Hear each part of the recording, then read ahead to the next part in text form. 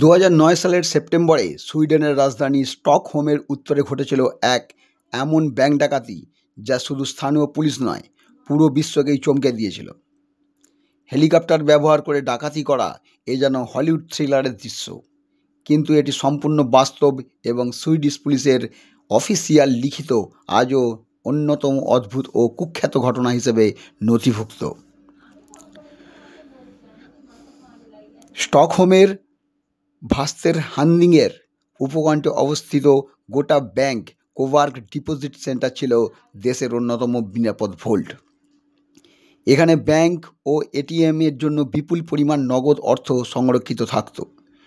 সুইডেনের মতো উচ্চ নিরাপত্তা সম্পন্ন দেশে ব্যাংক ডাকাতি তুলনামূলক বিরল, কিন্তু কিছু অপরাধী মাসের পর মাস পরিকল্পনা করে এই সাহসী পদক্ষেপ নেয়। ডাকাতরা আগে থেকেই গোটা ব্যাংকের ভোল্ট, নিরাপত্তা ব্যবস্থা ও পুলিশের প্রতিক্রিয়া সময় নিয়ে তথ্য সংগ্রহ করে। তারা একটি বেল 206 জেট রেঞ্জার হেলিকপ্টার চুরি করে বা জাল নথির মাধ্যমে ভাড়া নিয়ে সেটিকে ডাকাতির জন্য প্রস্তুত করে। পুলিশ যাতে দ্রুত পৌঁছতে না পারে সেজন্য ডাকাতরা পুলিশের হেলিকপ্টার ঘাঁটির গেটে ভুয়ো বোমা ও নেল স্পাইক রেখে যায়।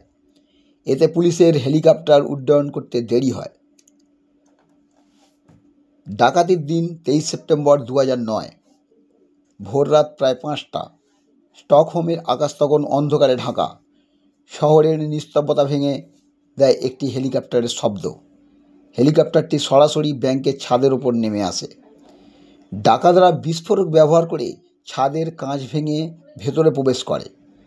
তারা ভোল্টের দরজা খুলতে হাইড্রোলিক কাটার ব্যবহার করে। কয়েক মিনিটের মধ্যেই বিপুল পরিমাণ নগদ অর্থের ব্যাগ হেলিকপ্টারে তোলা হয়। পুরো ঘটনাটি মাত্র 20 মিনিটের মধ্যে শেষ হয়।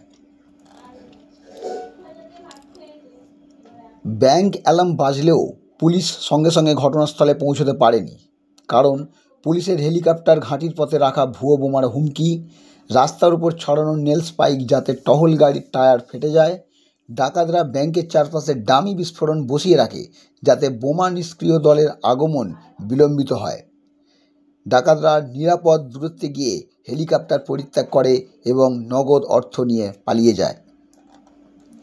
ডাকাতির পরপরই সুইডিশ পুলিশ, ইন্টারপোল ও ইউরোপের বিভিন্ন নিরাপত্তা সংস্থা যৌথভাবে তদন্ত শুরু করে।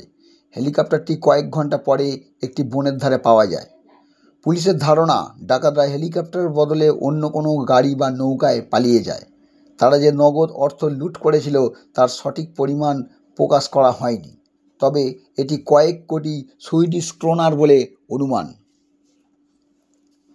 1 বছরের মধ্যে পুলিশ কয়েকজনকে সন্দেহভাজন শনাক্ত ও গ্রেপ্তার করে। 2010 সালে 5 জনকে দোষী সাব্যস্ত করা হয় এবং বিভিন্ন মেয়াদের কারাদণ্ড দেওয়া হয়।